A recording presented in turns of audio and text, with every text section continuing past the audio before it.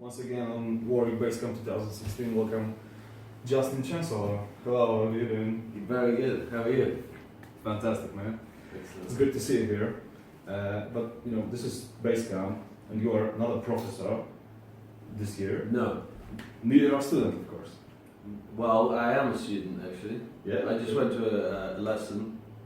I sat in on Alfonso Johnson's lesson this morning because I came here really to learn something, you know. So I am a student, yeah. Okay, because I was wondering if you're not a professor and a student, so maybe you are making something in Warwick, working on it, or Not at all. I was invited to come by Hans, and just learn something and have fun. and I'm my good friend Scott Reeder. Mm-hmm. He plays Warwick basses from Kai's. M.T.void also. Yes. First time. And he said maybe this is something I might enjoy. I don't really do. I don't go to the NAMM show.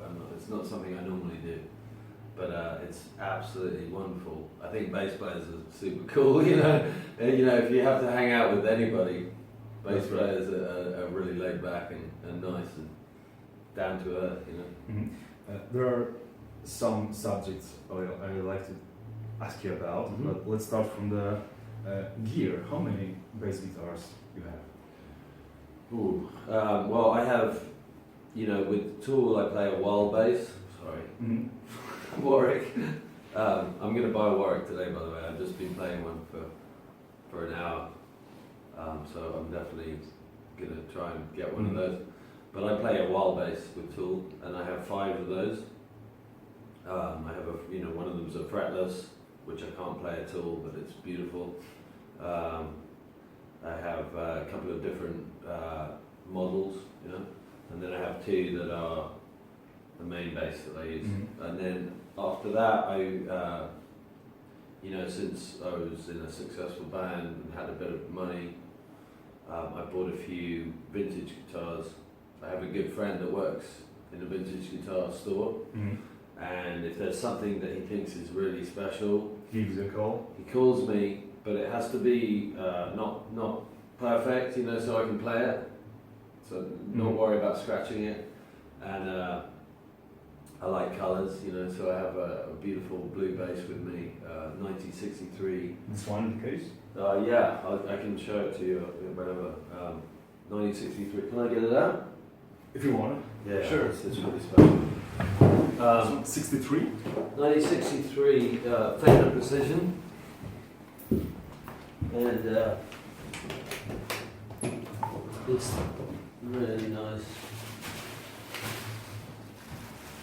But it's a good example here. You have a look. There you go. Looks awesome. So the color is Lake Placid blue. It's very light. It's very light, which you'd expect would make it sound light, and this is the craziest sounding guitar. It's probably the nicest sounding, bass to play on your own. I couldn't play it in my band; it would just disappear with all the different frequencies. But yeah, that's the flagship of my. I only have maybe between 5 and 10 really collectible basses, but they're all very special. And how many of all these basses you actually play? Because I some try of and, the collectibles are, I imagine, are just looking good. No, I don't have anything like that. That's why I said make sure it's not perfect so I can play it, and so I don't feel bad about I don't want to have something that just sits in the cabinet. So they have to sound good, and they have to be. I have a Rickenbacker that's very rare. It has the checkerboard, around the edge. It's like black, white, black, white, black, white, and they made 3 of those. Only 3. Yeah, it's but it doesn't. Do you know who owns the other 2? No.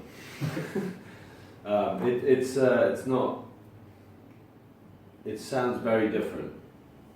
But what I learned is that if you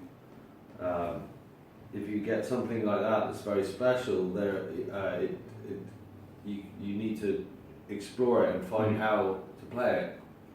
So maybe that bass is better to play in a different way. It doesn't like a pick, you know. It's like, ugh. But if you play it with your fingers and you find the sweet spot on it, and you play it a little softer, it sounds good. So I think, you know, old guitars are very a little bit delicate, but you know, they all have their individual character. You know? But instruments like this one has their own story, right? Right, and I think when something gets played for 1963, all the little molecules, you know, settle into like a frequency, you know, which I think happens with, you know, if you buy a brand new instrument, it can sound good, but if you play it and play it and play it, and you play it with the same band over the years, I think it starts to take a shape of its own, you know, and a sound. Fantastic. I mean, maybe I'm, you know, it's a bit Lord of the Rings, but that's what I think.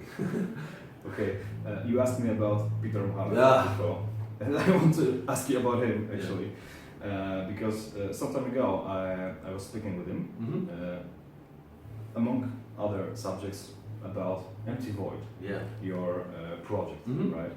He said that there is a song, one, unreleased, which is quite good. Is it true? It's very true, yeah. Is it a start of something more? You know, when we did that project, Peter was in America for 1 year or whatever. So we took the opportunity to work together. And, you know, since then he's been back in Poland. And I wasn't very proficient at the, you know, the Pro Tools and the internet. You know, you can do that now. You can play it, send it, get it back. So I've started to get better, and I think maybe there's a future for, you know, if we can do that a little more efficiently, then we can make another album that way, you know. But it's different working that way, you know. I'd rather he come over and spend some time with me, and we sit in the room and jamming. Yeah, you know, real time. But there is a hope that M.T.void is not only one-time initiative. Oh, that's fantastic. That's good to hear. I didn't know that. Okay, so how did you meet Peter? Actually, at a festival. Actually, funnily enough, I think it was in Nuremberg. It was a festival. I was playing with Tool, and I met him after the festival. And we just really got on. He gave me his Sweet Noise CD, and I listened to it on the bus after that, and just really found it had a lot of emotion, and you know, he was singing in Polish, and I thought it was very beautiful, you know. But we had a rapport, you know. We just got on, and then we kept in touch, and yeah. So you know Sweet Noise, but do you know any other Polish bands or artists? I would say that you know some of them, but you don't know they're from Poland. Right, I think that's probably true, and I'm not very encyclopedic, you know, my knowledge, but I'm sure I do know some Polish bands.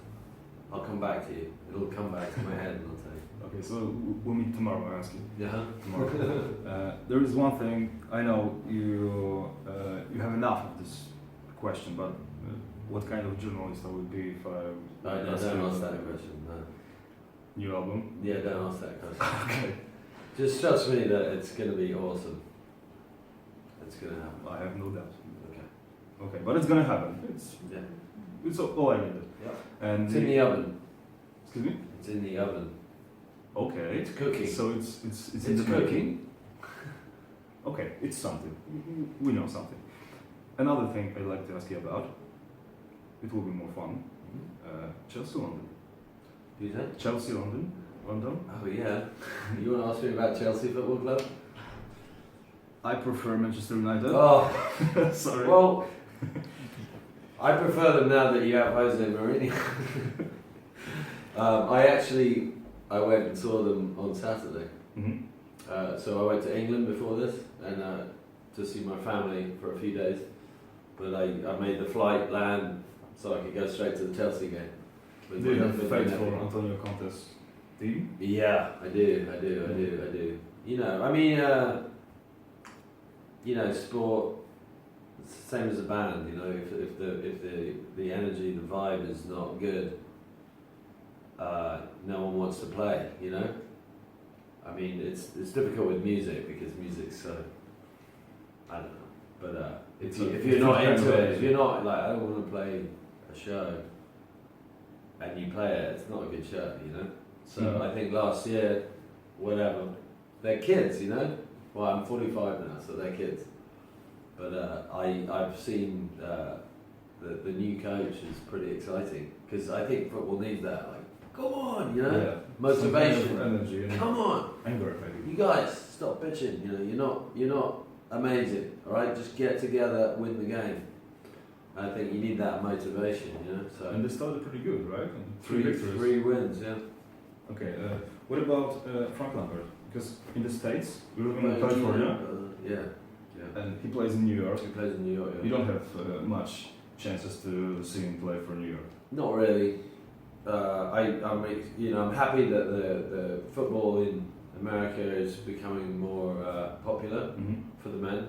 The women's game is very popular in America, but it's hard to follow that when I watch every Premier League game. You know, I'm watching like the Italian games, all of it, and I can get it all on my TV in America. So I don't really have time for the MLS is.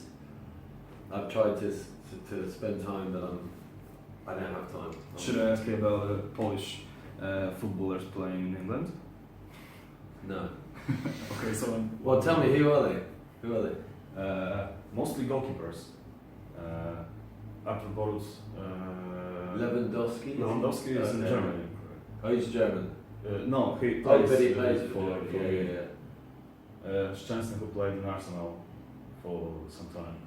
Yeah.